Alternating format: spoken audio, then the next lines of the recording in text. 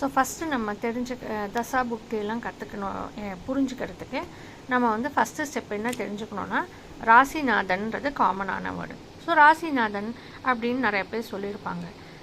இந்த வேர்டை வந்து நம்ம நிறையா கேள்விப்பட்டிருக்கிற பயிற்சி வீடியோஸ்லாம் பார்த்தா கேள்விப்பட்டிருப்போம்.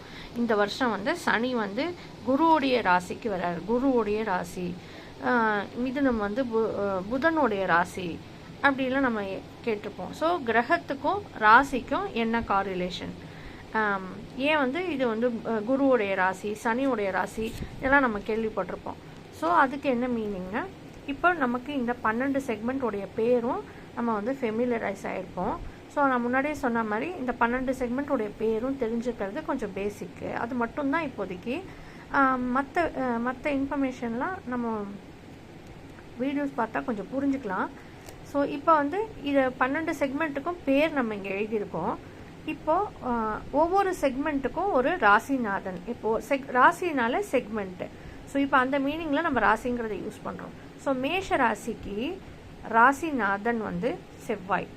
ஸோ ரிஷபத்துக்கு சுக்கிரன், மிதுனத்துக்கு புதன், கடகத்துக்கு சந்திரன், சூரியன் வந்து சிம்மராசிநாதன், அதே புதன் வந்து கன்னியா ராசியோடைய நாதன், துலா ராசிக்கு சுக்கிரன், ரிச்சிக ராசிக்கு செவ்வாய், தனுரு மீன ராசிக்கும் குரு, அப்புறம் மகர ராசி கும்பராசிக்கு சனி தான் வந்து ராசிநாதன். ஸோ இதெல்லாம் வந்து ஆல்ரெடி ஏற்கனவே இதெல்லாம் வந்து ஃபிக்ஸட். ஸோ இதை நம்மளாவே கேல்குலேட் பண்ணுறது அந்த மாதிரி எதுவும் கிடையாது. ஸோ இதுக்கு என்ன மீனிங், இப்போ செவ்வாய் வந்து மேஷ ராசிக்கு மேஷத்துக்கு செவ்வாய் தான் ராசிநாதன். அப்படின்னா என்ன அர்த்தம்னா, மேஷம்னா என்ன, 0லேருந்து 30 டிகிரிஸ் வரைக்கும் மேஷம். ஸோ 0லேருந்து 30 டிகிரிஸ் வரைக்கும் இருக்கிற ஏரியாவுடைய பேர், செக்மெண்ட்டோடைய பேர், ராசியோடைய பேர் மேஷம். ஸோ இந்த ஏரியாவுடைய நாதன் வந்து செவ்வாய். அப்படின்னா என்ன அர்த்தம்னா, இந்த ஏரியாவில் செவ்வாய் கிரகத்தோடைய தாக்கம் வந்து செவ்வாய் கிரகத்துக்குன்னு சில தன்மையெல்லாம் இருக்கும். சில செவ்வாய் கிரகத்துக்குன்னு சிலதெல்லாம் இருக்கும். ஃபார்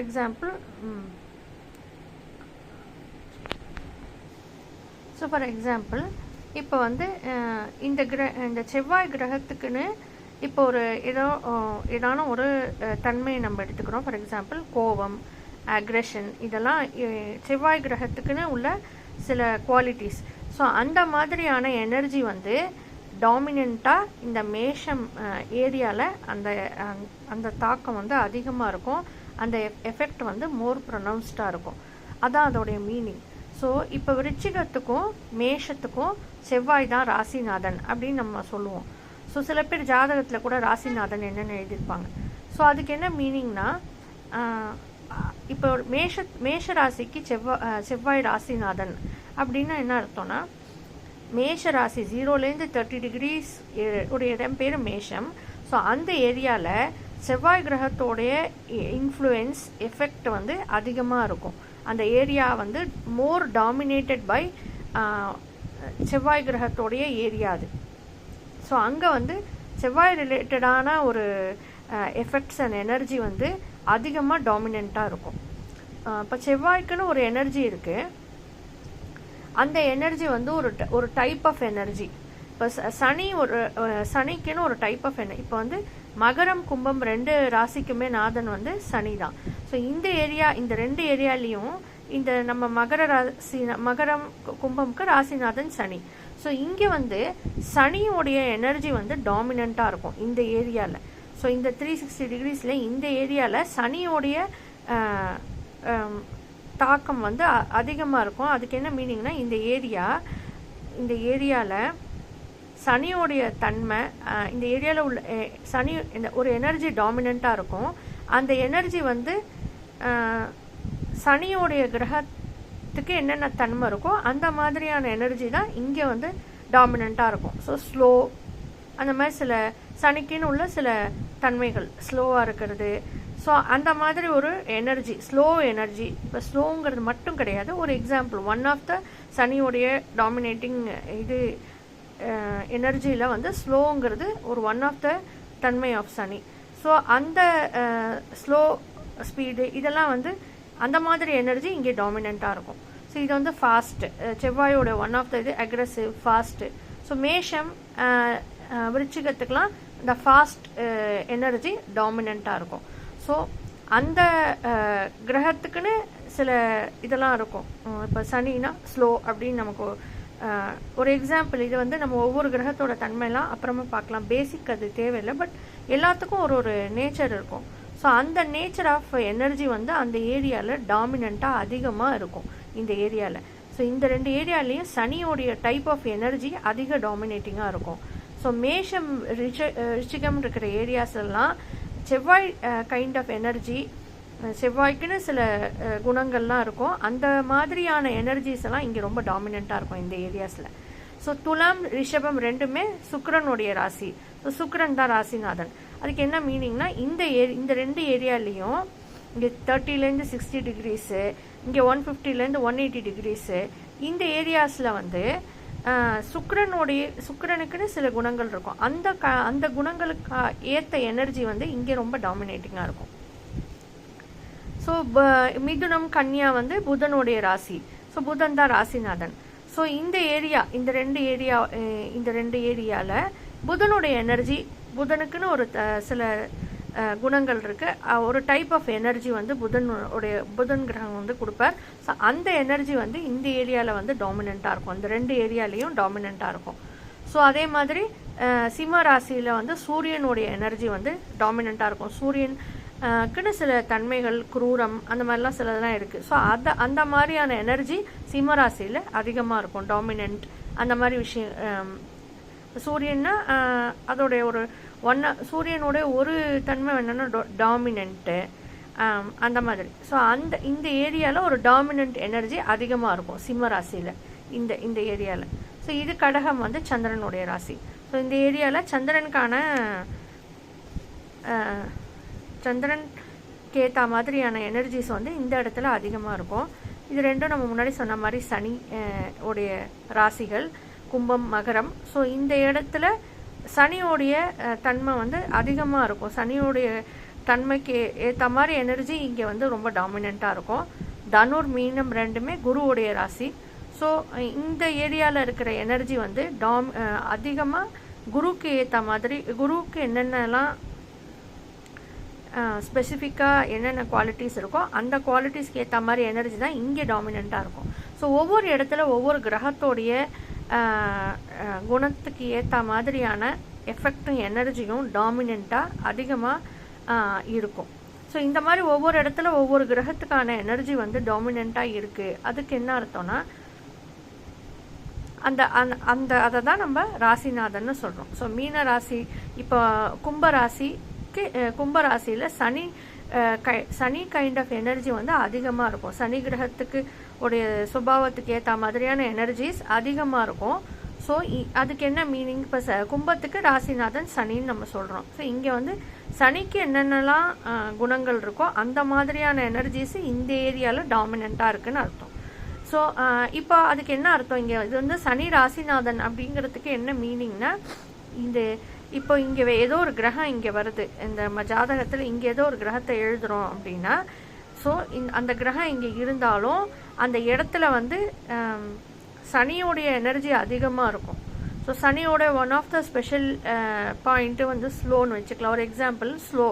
ஸோ ஒரு ஸ்லோ எனர்ஜி இங்கே ரொம்ப டாமினண்ட்டாக இருக்கும். ஸோ எந்த கிரகம் இந்த இடத்துல வந்தாலும் ராசிநாதன் சனி. ஸோ சனிக்கு ஒரு ஸ்லோங்கிறது ஒரு மேஜரான ஒரு குணம். ஸோ ஒரு ஸ்லோ எனர்ஜி, எல்லாத்தையுமே கொஞ்சம் ஸ்லோ பண்ணுற ஒரு எனர்ஜி இந்த ஏரியாவில் அதிகமாக இருக்கும். ஸோ அந்த மாதிரி ஒரு தாக்கம் இங்கே இருக்கிற கிரகத்துக்கு இருக்கும். சனிக்கு என்னென்ன குணங்கள் இருக்கோ அதை நோக்கி ஒரு தாக்கம் இங்கே இருக்கிற கிரகத்துக்கு இருக்கும். ஸோ இங்கே வந்தாலும் இதுவும் சனியோட ராசி. ஸோ இங்கே வந்தாலும் சனிக்குன்னு இருக்கிற குணங்களுக்கு ஏற்ற மாதிரி அதை நோக்கி ஒரு தாக்கம் வந்து இங்கே இருந்தால் இருக்கும். ஸோ எதை வந்து எதுக்கு ராசிநாதன்னா இதெல்லாம் வந்து பர்மனண்ட்டு, இதெல்லாம் ஆல்ரெடி வந்து டிசைடட் தான். இதை நம்ம தெரிஞ்சு வச்சுக்கலாம். நிறையா ஜாதகம் பார்க்க அதை பற்றி தெரிஞ்சுக்க நமக்கே தெரிஞ்சிடும். மீனம் தனுர்னா குருவோடைய ராசி, மேஷம் ரிச்சிகம்னா செவ்வாயோட ராசி, எப்படின்றதெல்லாம் நமக்கே வந்து நிறைய ஜாதகம் பார்க்க தெரிஞ்சிடும். ஸோ எப்படி நம்ம வந்து 12 ராசியோட நேமையும் தெரிஞ்சுக்கிறோமோ, இந்த மாதிரி இந்த 7 கிரகங்களுக்கும் என்னென்ன ராசிகள் இருக்குது, அப்படி சூரியன் சந்திரனுக்கு மட்டும் கடகம் சிம்மம் கொடுத்துட்டு 2 மற்ற கிரகங்களுக்கு ஒவ்வொரு கிரகத்துக்கும் 2 ராசி இருக்குது. ஸோ அதை நம்ம ஈஸியாக தெரிஞ்சிடலாம். அது தெரிஞ்சுட்டா நமக்கு ஒரு இப்போ வந்து இந்த கிரகம் வந்து இங்கே இருக்குது, இது சனியோடைய வீட்டில் இருக்கார். இப்போ இங்கே ஒரு கிரகத்தை தூக்கி போட்டால் அந்த கிரகம் வந்து சனியோடைய வீட்டில் இருக்கிறதுனால அப்படின்னு சொல்லி ஒரு பலன் நமக்கு சொல்லும் போது சனியோடைய குணாதிசயங்கள் என்னன்னு தெரிஞ்சுட்டு அப்போது ஓகே அதனால் இங்கே இருக்கிற கிரகத்துக்கு இந்த மாதிரிலாம் இருக்குது அப்படின்றத நம்ம புரிஞ்சுக்கலாம். அதான் ராசிநாதனுக்கு அதான் எஃபெக்ட்டு. ஸோ ராசிநாதன்லாம் வந்து ஆல்ரெடி டிசைடட். ஸோ எந்தெந்த ராசிக்கு யார் ராசிநாதன்றது இப்போ நம்ம சொல்லியிருக்கோம். பட் நம்ம கொஞ்சம் நம்ம 4 தான் கற்றுக்கணும். குருக்கு உள்ள 2 ராசி, செவ்வாய்க்குள்ள 2 ராசி, சுக்கிரனுக்குள்ள 2 ராசி, புதனுக்கு, இது 4 நம்ம கற்றுக்கணும். இது 2 சனிக்கு, இங்கே வந்து சந்திரன் சூரியன், இது நம்ம ஈஸியாக ஞாபகம் வச்சுக்கலாம். ஸோ இந்த 4 மட்டும் நம்ம கற்றுட்டோன்னா நம்ம பார்த்தாலே வந்து எந்த ராசிக்கு எந்த நாதன் யார் ராசிநாதன்றது நம்ம ஈஸியாக சொல்லிடலாம். ஸோ இந்த 4 நம்ம வந்து கற்றுக்கணும். இது சனியோட, இந்த 2 ராசியும் சனியோட ராசி, இது சந்திரன், இது சூரியன், நமக்கு ஈஸியாக ஞாபகம் வச்சுக்கலாம். ஸோ இது வந்து கொஞ்சம் ஞாபகம் வச்சுட்டா ஈஸி. ஸோ இது வந்து ஃபஸ்ட்டு ஸ்டெப்பு. தசாபுக்தியை பற்றி தெரிஞ்சுக்க. ஜாதகத்தில் ஜென்ரலாகவே இதை எழுத மாட்டோம், ராசிநாதன் பேர்லாம் எங்கேயுமே எழுத மாட்டோம். பட் நமக்கு ஜென்ரலாகவே தெரிஞ்சிருக்கணும் தட் இந்த மாதிரி ஒவ்வொரு ராசிக்கும் ஒரு ராசிநாதன் ஆல்ரெடி டிஃபைன் பண்ணி இருக்குன்னு.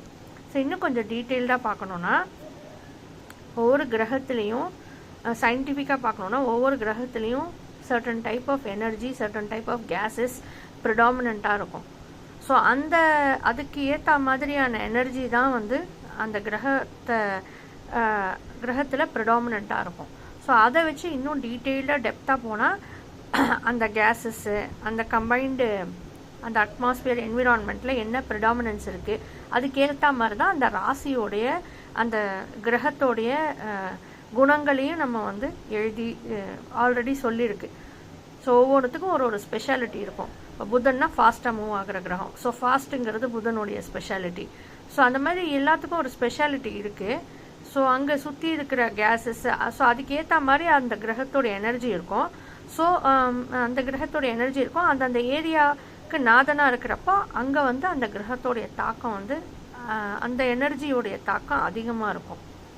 ஸோ அந்த இன்ஃப்ளூயன்ஸ் வந்து இப்போ சனி கிரகத்தோடைய இன்ஃப்ளூயன்ஸ் இங்கே சனியோடைய கிரகத்தில், சனியோடைய ராசியில் இருக்கிற கிரகங்கள் மேலே அதிகமாக இருக்கும். ஸோ இதுதான் ராசிநாதன். ஸோ சில ஜாதகங்களில் ராசிநாதன்றதையும் எழுதி தான் கொடுப்பா.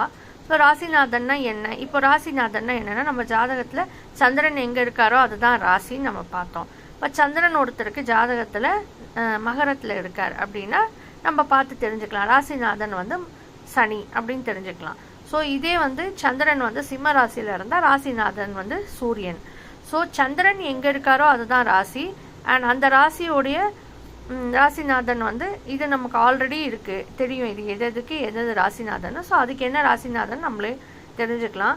ஸோ யாராவது ஒருத்தருடைய ராசியை எடுத்து நம்ம இது காலி கட்டத்தை போட்டு சந்திரன் அங்கே எழுதிட்டு நம்மளே வந்து ராசி பேரையும் ஃபில் பண்ணிவிட்டு ராசிநாதனையும் எழுதிட்டு ஜோசியர் செக் பண்ணிக்கலாம். ஸோ இது ஈஸி தான். இதில் 4 தான் ஞாபகம் வச்சுக்கணும், 2 ஞாபகம் வச்சுக்கணும். இந்த குரு, செவ்வாய், சுக்கிரன், புதன். ஸோ இதெல்லாம் சனியோடது, இது சந்திரன், சூரியன். இவ்வளோ தான் வந்து ராசிநாதனில்.